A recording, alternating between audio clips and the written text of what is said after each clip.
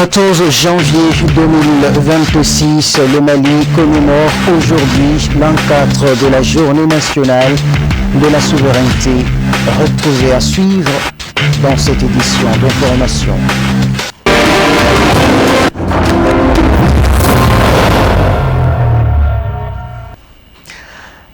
Chérif la télévision, la proximité dans la distance. Mesdames et messieurs, bonsoir. Merci de votre fidélité. Bienvenue dans ce quotidien de l'information. Les familles fondatrices de Bamako, les autorités religieuses et les forces vives de la nation ont présenté au palais de Koulouba leurs vœux de nouvel an au président de la transition, chef de l'État, le général d'armée Assimi Goïta. C'était ce lundi 12 janvier 2026 en présence de plusieurs personnalités. Le commentaire est signé Moussa Fomba. Le président de la fêtière islamique du Mali, dès l'entame de ses propos, a adressé ses vives salutations aux autorités de la transition, dont le général d'armée Assimi Goïta, pour le respect de cette tradition, celle de présenter les vœux du nouvel an.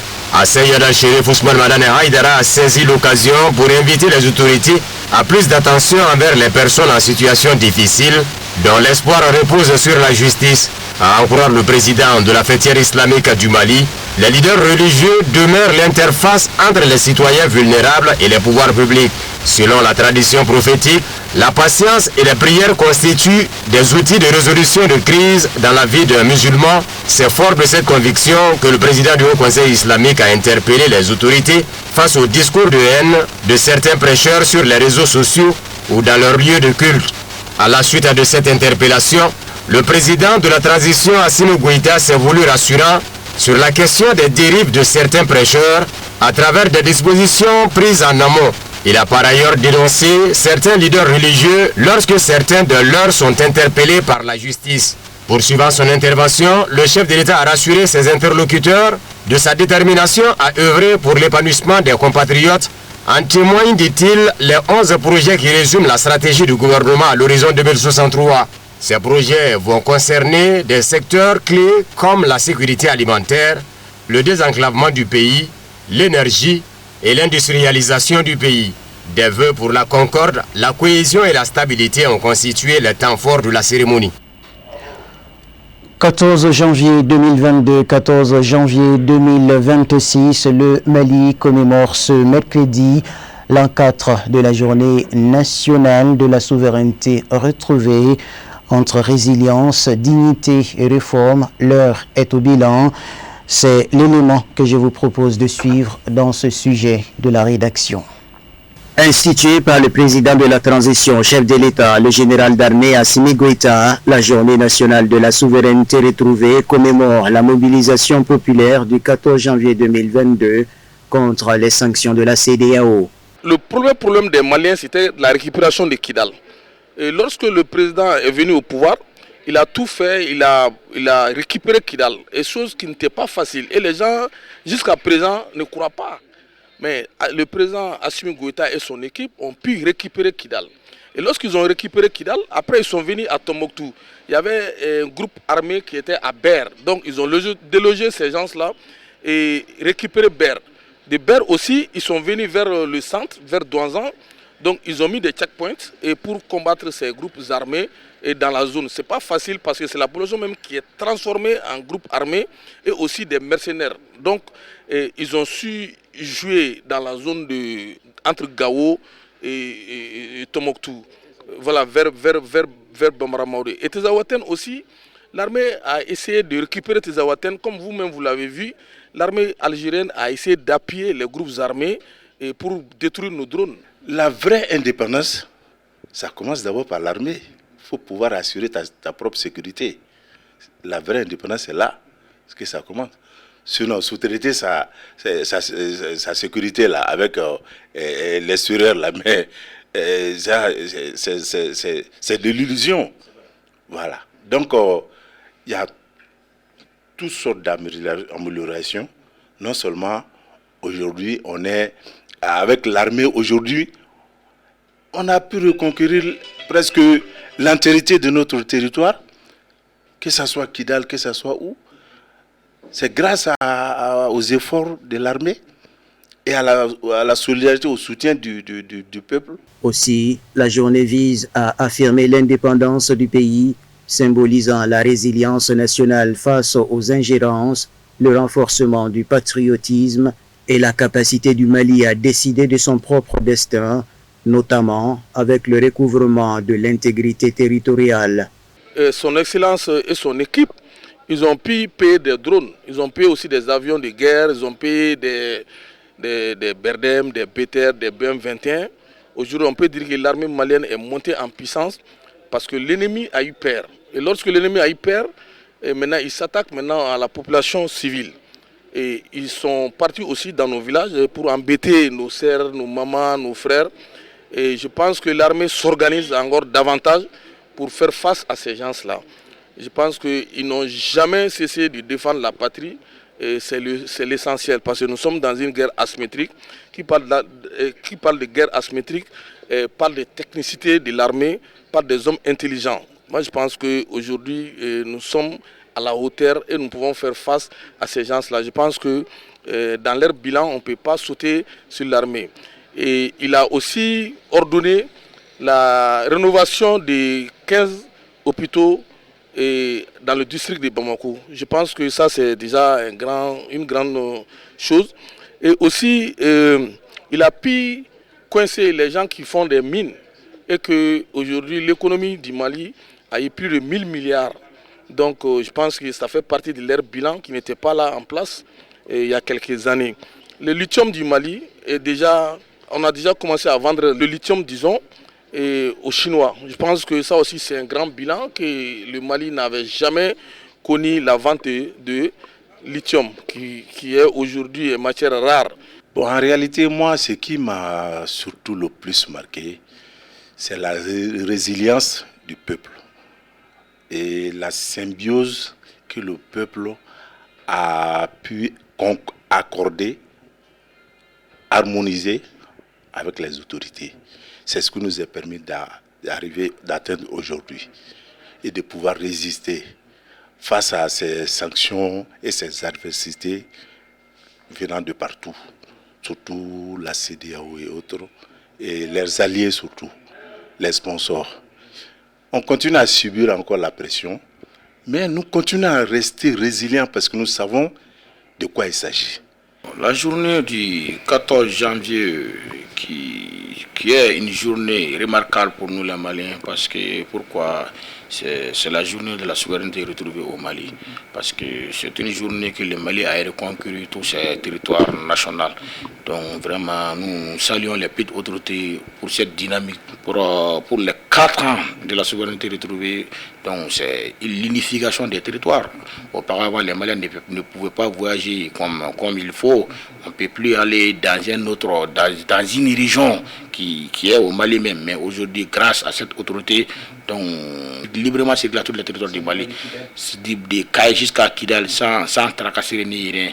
Outre le recouvrement de l'intégrité du territoire national, les plus hautes autorités du pays ont entrepris des réformes afin d'asseoir véritablement la dignité, l'indépendance et la souveraineté du Mali et d'assurer le bonheur des populations.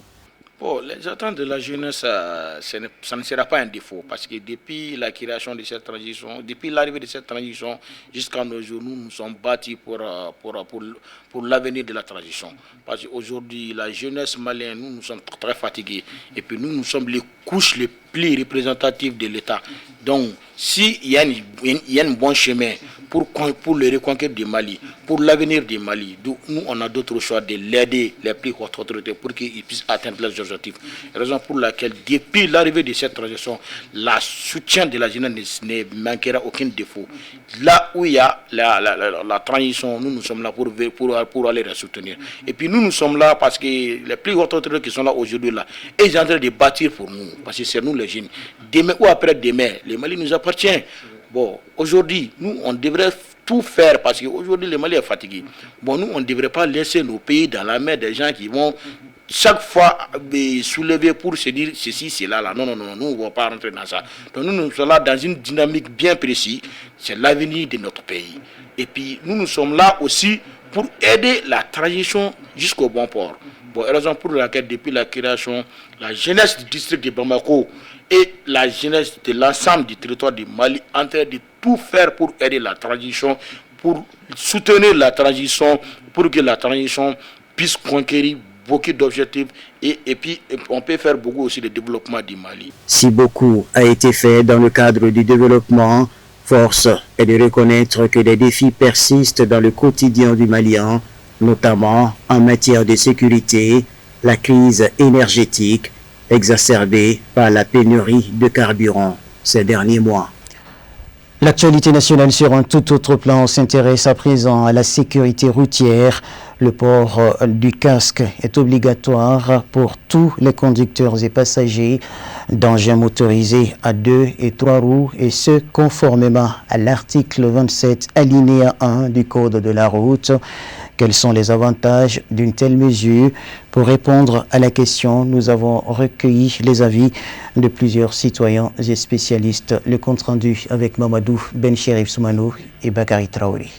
Au Mali, le port du casque est une obligation légale pour les conducteurs de moto. Selon nos interlocuteurs, il constitue une protection essentielle et incontestable pour les usagers de la route. Toutefois, malgré les campagnes de sensibilisation et les textes en vigueur, le constat demeure préoccupant. De nombreux conducteurs continuent de circuler sans casque.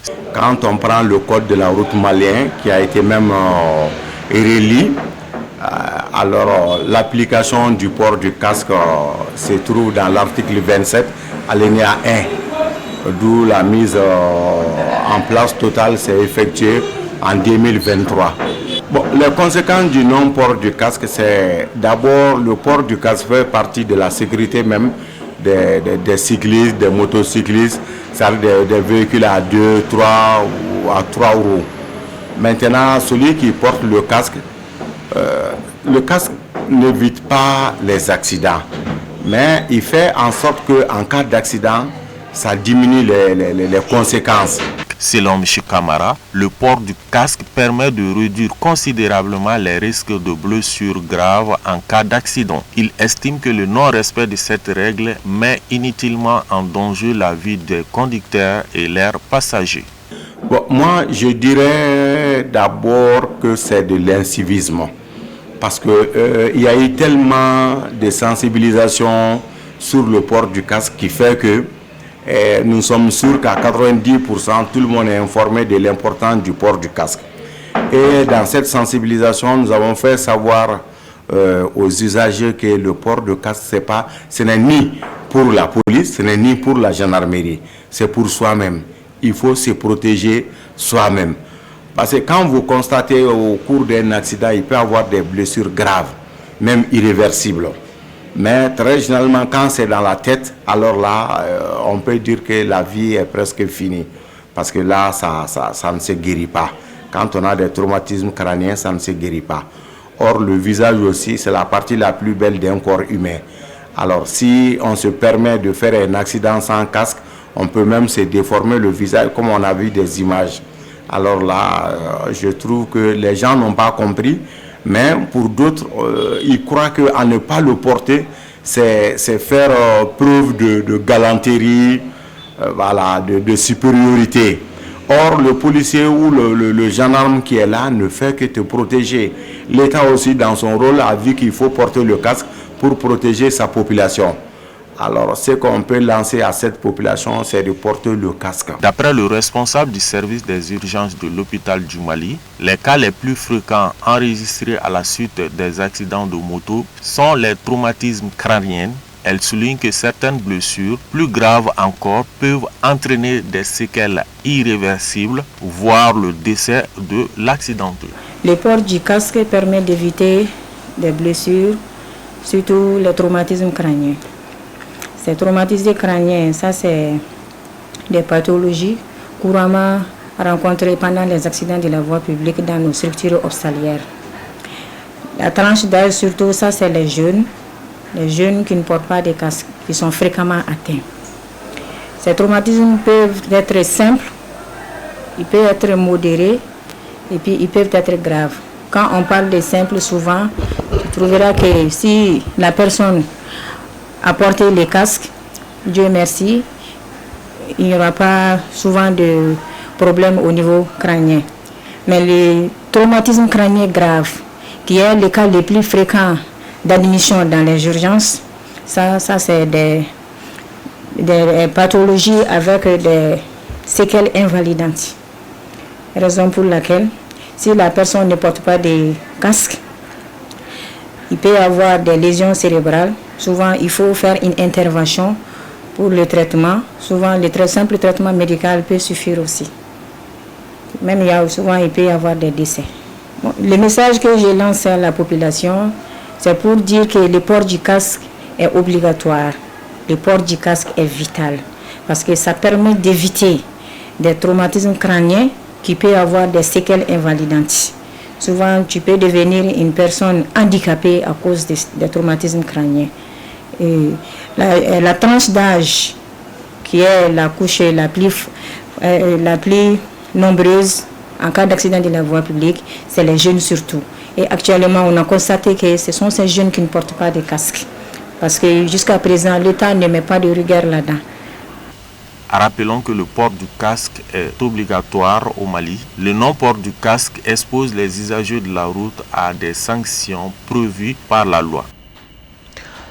Dans le cadre de sa tournée de sensibilisation en Côte d'Ivoire, le fils du guide spirituel des Ansar, en l'occurrence Seyd Cherif Iba Aïdara, s'est rendu le dimanche 11 janvier à Korogo pour une soirée de prêche. Notre correspondant sur place, Diakari Djadambele, avec la voix de Fatmata Kane. C'est dans une atmosphère festive que le fils du guide spirituel des Ansar, Seyd Cherif Iba Aïdara et sa délégation se sont entrés dans la ville de Korogo après quelques localités du pays, impatiemment attendues par les militants Ansar et sympathisants. Tous étaient au rendez-vous pour être témoins de cette journée historique.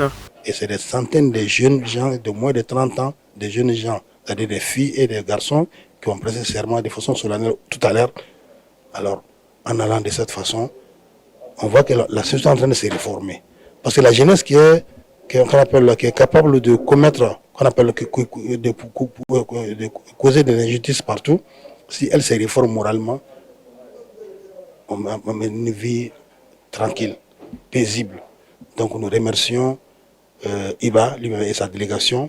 Se réjouissant du nombre de personnes qui ont prêté les 6 serments d'allégeance à l'islam des mains des DGP, les responsables de l'ADN Côte d'Ivoire ont remercié tous ceux qui ont contribué à la réussite des travaux de cette tournée ivoirienne, notamment les chefs de village d'Abou Carrefour. Le chef traditionnel d'Abou Carrefour n'est pas un membre en Sardine, mais c'est un sympathisant en Sardine.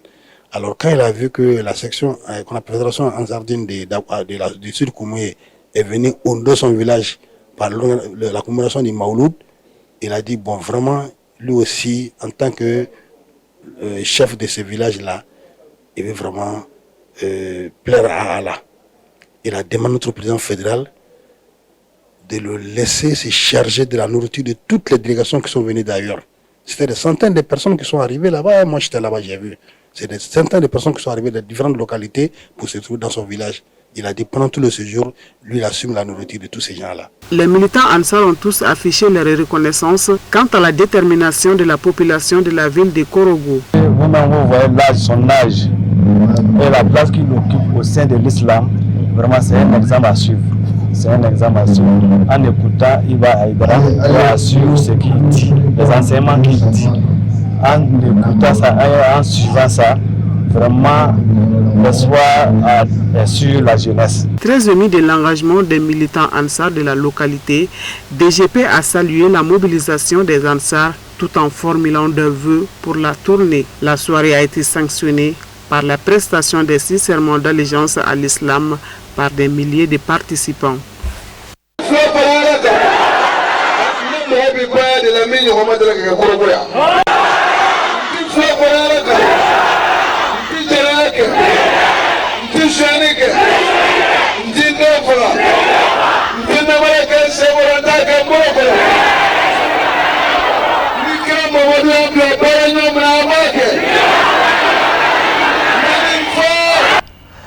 Sans transition, voyons ce qui fait l'essentiel de l'actualité internationale en bref et en images. Le Niger inflige de lourdes sanctions à des transporteurs ayant refusé de livrer du carburant au Mali. Ce refus constitue une infraction grave aux obligations légales et réglementaires en vigueur, stipule un arrêté du ministère des Transports et de l'Aviation civile du Niger. Le texte a fait état du refus de certains transporteurs et conducteurs de se conformer à la réquisition des camions-citernes ordonnés fin octobre 2025 pour aider le Mali. Au total, 34 conducteurs et transporteurs ont été sanctionnés. 14 transporteurs ont perdu définitivement leur droit d'exercer le transport d'hydrocarbures. Un transporteur a écopé d'une suspension d'agrément d'1 an. 19 chauffeurs ont vu leur permis de conduire retiré immédiatement. Ce durcissement intervient dans un contexte de solidarité régionale renforcée au sein de l'AES. En novembre 2025, le Niger avait déjà organisé des convois de camions-citernes vers Bamako pour pallier la pénurie dans le cadre de la coopération bilatérale et régionale. Depuis septembre 2025, des groupes armés, notamment le JNIN, perturbent fortement les axes d'approvisionnement en carburant en provenance de Côte d'Ivoire et du Sénégal.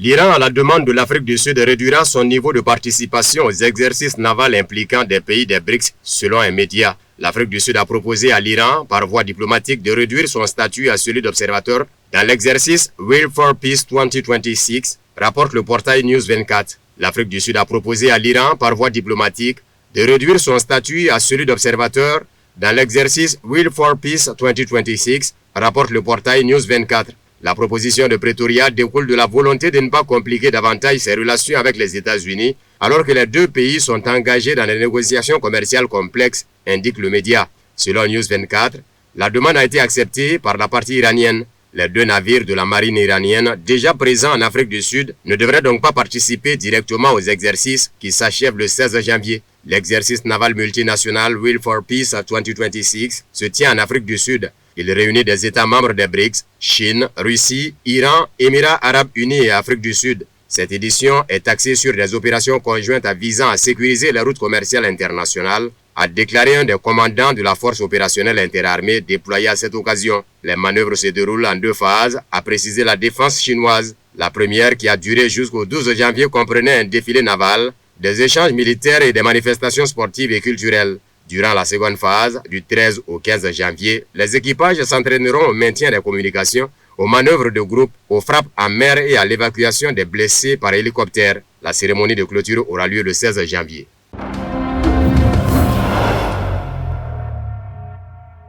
Menacé par des sanctions américaines contre l'Iran, Pékin promet des contre-mesures à Washington. Il n'y a aucun gagnant dans une guerre tarifaire. La Chine défendra fermement ses droits et intérêts, a indiqué la porte-parole du ministère chinois des Affaires étrangères, Mao Ning. Le 12 janvier, Donald Trump avait annoncé l'imposition de droits de douane de 25% sur les marchandises en provenance de tout pays, continuant à faire des affaires avec l'Iran. Cette décision vise directement la Chine, principal acheteur du pétrole iranien, environ 80% des exportations de Téhéran, et menace ses approvisionnements énergétiques à prix réduit. Cette offensive commerciale frappe un Iran en pleine crise sociale. Manifestations massives depuis l'effondrement du rial et la flambée des prix. Depuis le 8 janvier, mobilisation amplifiée par l'appel de Reza Pahlavi, fils du dernier Shah, à la grève générale. Le président iranien Massoud Pezeshkian promet des réformes tout en accusant les États-Unis et Israël d'alimenter les troubles. Trump avait précédemment menacé de coups sans précédent contre l'Iran en cas d'attaque d'intérêt américain.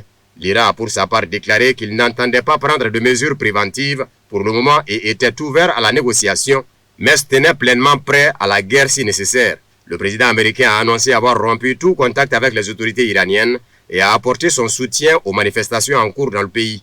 De plus, il a promis une aide aux manifestants, laissant entendre qu'elle était imminente. Les autorités accusant les États-Unis et Israël d'avoir orchestré les troubles ont annoncé le 12 janvier que la situation était revenue à la normale.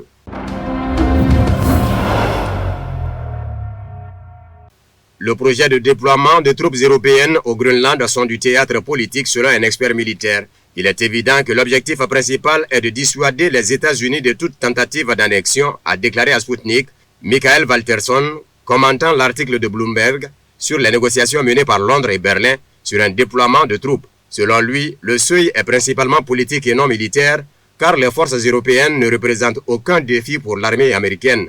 Mais une action américaine contre les alliés européens sonnerait le glas de l'Europe et briserait le lien transatlantique historique, a-t-il ajouté. Si ce déploiement a lieu, il ne constituera pas en soi un tournant décisif, mais il pourrait conforter les partisans de l'opposition à une intervention militaire au sein du Pentagone. Par ailleurs, Walterson a averti que cette initiative pourrait être perçue comme un défi européen envers les États-Unis au sein du cercle restreint de Trump et pourrait se retourner contre lui. Si cela se produit, les conséquences seront encore plus graves pour les relations euro-américaines. L'Europe ne croit plus au parapluie américain selon un expert. La volonté de l'Europe d'envoyer des forces montre que le vieux continent a pris conscience de sa dépendance envers Washington et des risques qui en découlent, a déclaré à Sputnik Mohamed Mahmoud Mehran, expert égyptien en droit international. Il s'agit d'un signal clair adressé à Washington, indiquant que l'Europe n'acceptera pas le retour de l'impérialisme américain. La véritable menace ne vient plus de l'Est, mais de Washington même, scène tendue à l'horizon. Pour Mehran, l'administration américaine n'a que deux choix. Soit elle recule et perd la face, soit elle pousse le bouchon et crée une crise majeure au sein de l'OTAN. Cette situation met à rude épreuve l'avenir de l'Alliance Atlantique, a-t-il conclu. Le Groenland reste partie intégrante du Danemark. S'il doit choisir entre le royaume scandinave et les États-Unis, a réaffirmé mardi le premier ministre du territoire autonome, Jens Frederik Nelson. Ces propos ont fait réagir le président américain. Eh bien, c'est leur problème. Je ne suis pas d'accord avec lui. Je ne sais pas qui il est. Je ne sais rien de lui. Mais ce sera pour lui un grand problème, a déclaré Trump devant les journalistes.